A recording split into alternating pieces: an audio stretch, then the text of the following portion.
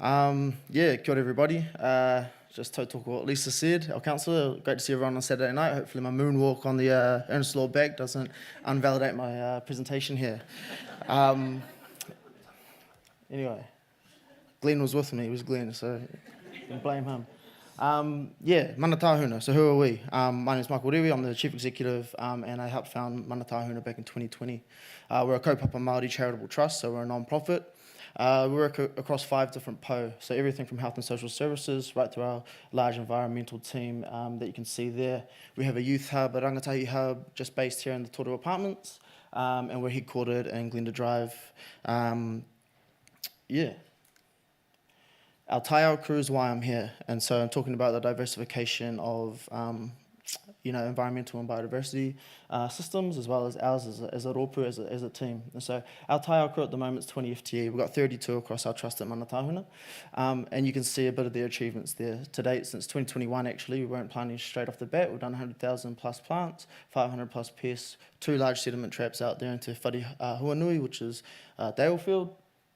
We've done 7 tonnes of our felled willow. You would have seen it at the end of Lake Hayes. Not great burning, but it's better than having nothing. And 2 tonne of venison into our kai support programs.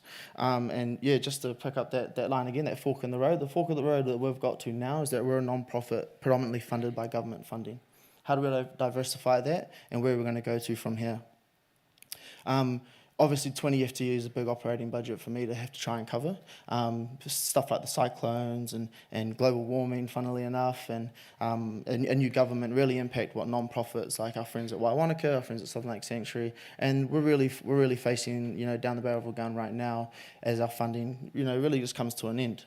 Rather than cry about it, we've done a few things at Mana Tāhuna to try and diversify our revenue. You'll see that coming through now. But a lot of it's got to do in our environmental services. So that industry is right at it's bubbling with tech at the moment. And for us, it's either we transform our crew into some labourers, kaimahi, planting trees in a labourous way, to more innovative use of tech. So just for my crew here, so it's my team. It's 2 of my team leaders here. Their performance outputs daily are 100 plants per day, and my crew's at 20.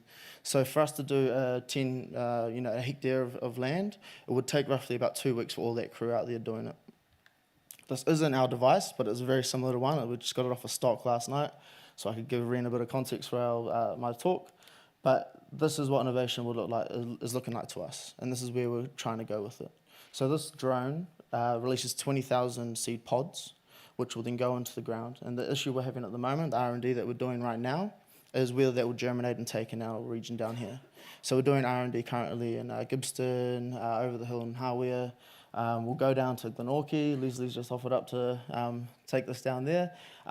Very similar concept, but just for context, this drone does 40,000 seeds per hectare in 10 minutes.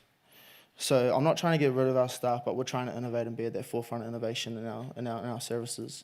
So instead of us planting trees, I want my kaimahi, my staff at Mana Tāhuna to be drone operators, to be surveyors, land surveyors. We need to irrigate these seed pods, obviously, so we can do that via drones as well. And so that's what we're looking like at the moment, and that's what the future of planting is really looking like for us at the moment. And so that's where we're going. So, kia ora.